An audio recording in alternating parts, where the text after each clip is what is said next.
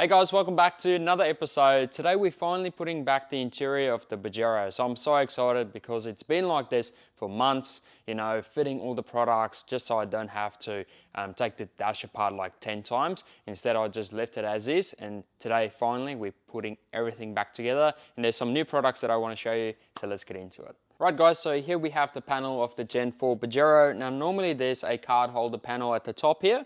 Now we're just going to replace it with a 3D printed one. So this is a different panel that's already on the website that I'm going to test out.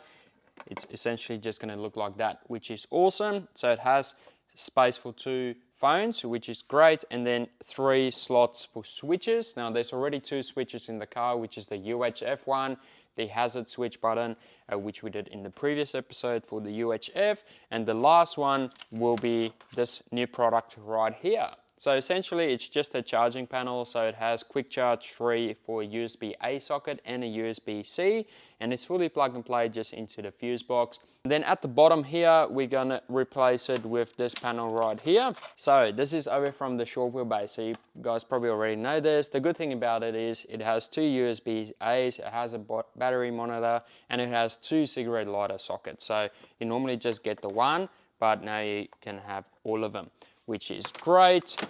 And then in this one, I'll show you guys, we did wire up a Red Arc ToePro controller, so that's just gonna go in that slot, and then the factory red diff lock switch will be in there. So it's gonna be fully like assembled and usable, which is awesome. So let's get into it.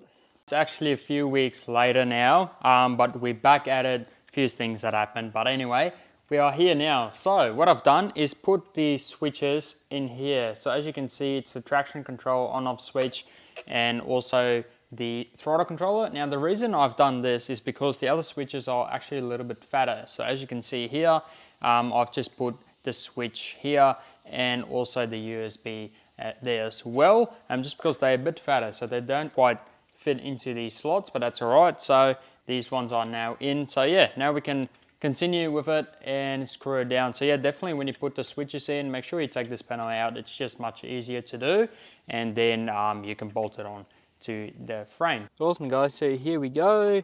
That is all nice and in there.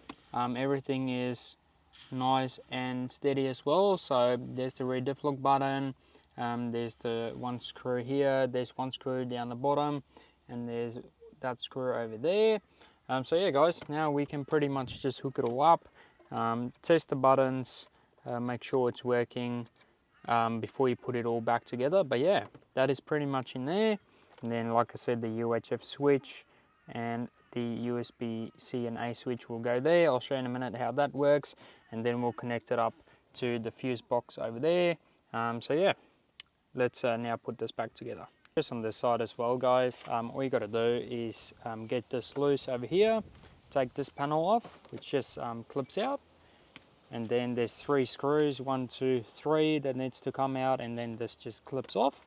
Then down the bottom there's just a 10mm over here and a 10mm over here that needs to be undone. Then this panel can come off, and then you can fasten the bolts of this one behind it. Right, and here we go guys. So this is what almost the final result will look like. So you also got to take out your air conditioning modules. All right, so it basically just clips out, and then this panel can go on because it needs to clip up on top. So it clips in there, and then there's also a bolt on that side over there. I'll just show you. So that bolt there actually goes through this panel into this panel over here just to tighten it all up.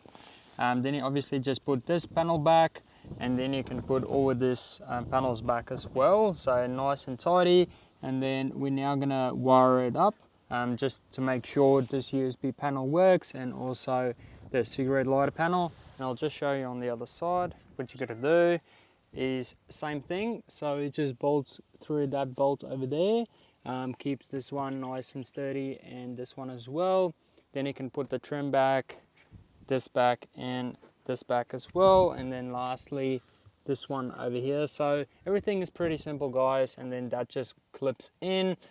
So yeah, let's now put the air conditioning module back together, and then we'll hook up those 2 panels and find a spot for them. Right guys, so here we are at the fuse box, I would call it. So essentially I've got a few things running off the fuses here. So first up is that one there. Now this one is not ideal, but it still works because when you turn your car on, it actually turns on, and then after about 20 seconds it will go off. Whereas the other ones, like these two here that feed off one another, they go off immediately. So it's just underneath the 15 amp.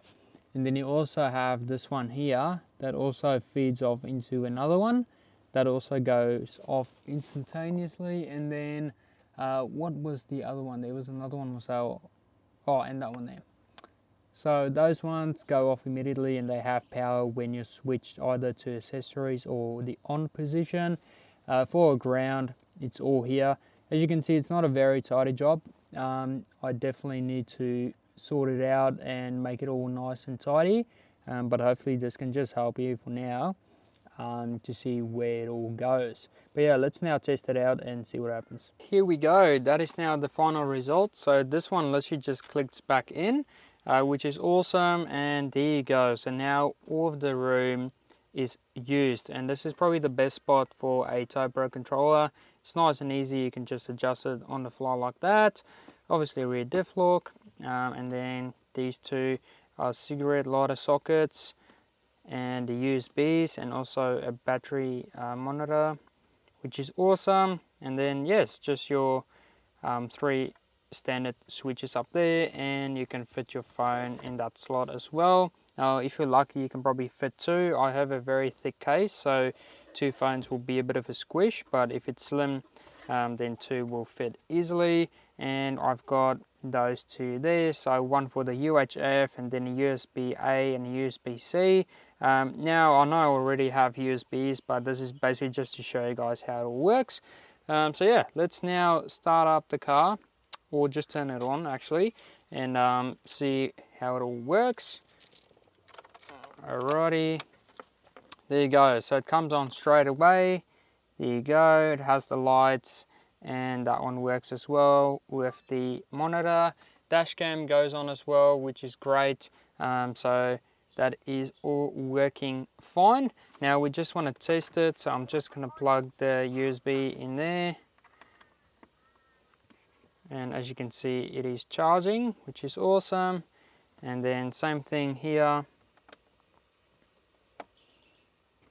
it is charging as well, which is awesome. And there you go guys, that is how you install it. So it's super simple and quick guys, and yeah, I reckon it makes a massive difference to the Pajero, and you can actually use all the slots in one place, and you can also plug your phone in via USB now to charge it up and all that sort of jazz. So yeah, very, very cool.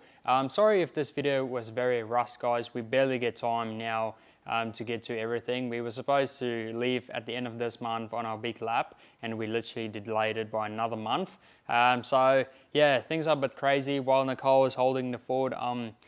In here rushing to get the jobs done, but yeah, between emails, orders, fulfillments, all that sort of stuff, it's just insane. But yeah, thank you so much for your support guys, and hopefully this video sort of showed you what it looks like anyway, having these products, and yeah, hopefully I could help somewhat. So yeah, sorry that it's not super detailed, but yeah, we're sort of in a big rush to get everything done. The car's almost done as well guys. There's a few cool mods coming, like an Optimised Pro lockup kit that I'm going to install, so that's going to be a very detailed one because it has to be.